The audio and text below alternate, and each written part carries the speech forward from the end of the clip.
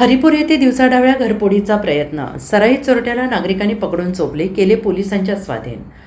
बागेतील गणपती मंदिराजवळ दिवसाढवळ्या बंद घराचे कुलूप तोडून चोरीच्या उद्देशाने घुसलेल्या सराईत चोरट्याला नागरिकांनी पाठलाग करून पकडला आहे.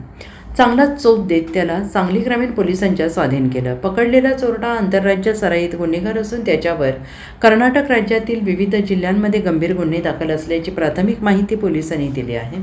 पोलिसांकडून आणि घटनास्थळावरून मिळालेली माहिती अशी की हरिपूर येथील बागेतील गणपती मंदिरासमोरील कॉलनीत भोसले हे वृद्ध दाम्पत्य राहतात. मंगळवारी सकाळी 10:30च्या सुमारास घर मालकीन आपल्या घराला कुलूप लावून जवळच असलेल्या किराणा दुकानात सामान नेण्यासाठी गेल्या होत्या. काही वेळातच त्या सामान घेऊन परत आल्या असता मुख्य दरवाजाचे कुलूप तुटलेले दिसले. त्यांनी दरवाजा उघडण्याचा प्रयत्न केला असता मात्र तो आतून बंद होता. घरात कोणीतरी घुसल्याचा संशय आल्याने त्यांनी तात्काळ शेजारील तरुणांना बोलावून घेतले. तरुणांच्या मदतीनं दरवाजा उचकटून त्यांनी घरात प्रवेश केला. घराची पाहणी करत असताना घरमालकीन बाथरूमच्या दिशेने गेल्या तेव्हा त्यांना बाथरूमचा दरवाजा आतून बंद असल्याचं आढळून आलं. त्यांनी अनेकदा दरवाजा ठोठावला मात्र आतून कोणताही प्रतिसाद मिळाला नाही. महिला तिथेच थांबल्याचे पाहून आत लपलेल्या चोरट्याने पकडले जाण्याच्या भीतीने अचानक दरवाजा उघडला आणि तो घरातून बाहेर पडू लागला. चोरटा पळत असल्याचं पाहताच महिला आणि तरुणांनी आरडाओरडा केला. त्यांचा आवाज ऐकून आजूबाजूचे नागरिक आणि तरुण सतर्क झाले. चोरट्याने शेजारील कॉलनीच्या दिशेनं धूम ठोकली मात्र विशाल कुबाडगे आणि मिलिंद शिंदे यांच्यासह इतर तरुणांनी जीवाची पर्वा न करता त्याचा पाठलाग करून त्याला काही अंतरावर पकडले. नागरिकांनी या घटनेची माहिती तात्काळ सांगली ग्रामीण पोलिसांना दिली. पोलिसांनी घटनास्थळी धाव घेत संशयित चोरट्याला ताब्यात घेतलं.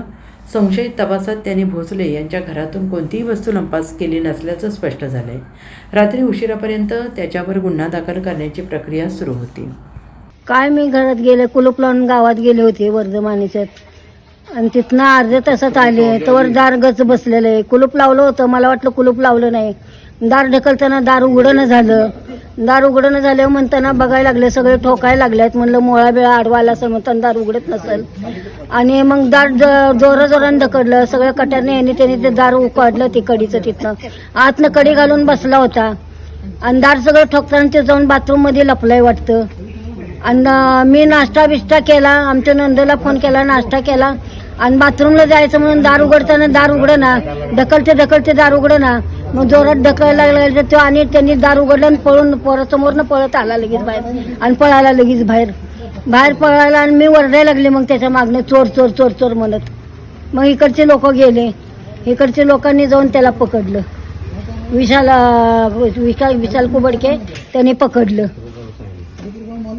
आणि काळा मीठ एवढाही दिसत होता, भयानक दिसत होतं, डेंजर. अंधारात दिसलं नाही. त्याच्याजवळ सळी होती, पोटात खुपसलं असतं तर काय केलं असतं आम्ही दोघं म्हातारा. माझ्या नवऱ्याला चालायला येत नाही, वाकर घेऊन चालतोय. Bureau report SBN Marathi, Haripur.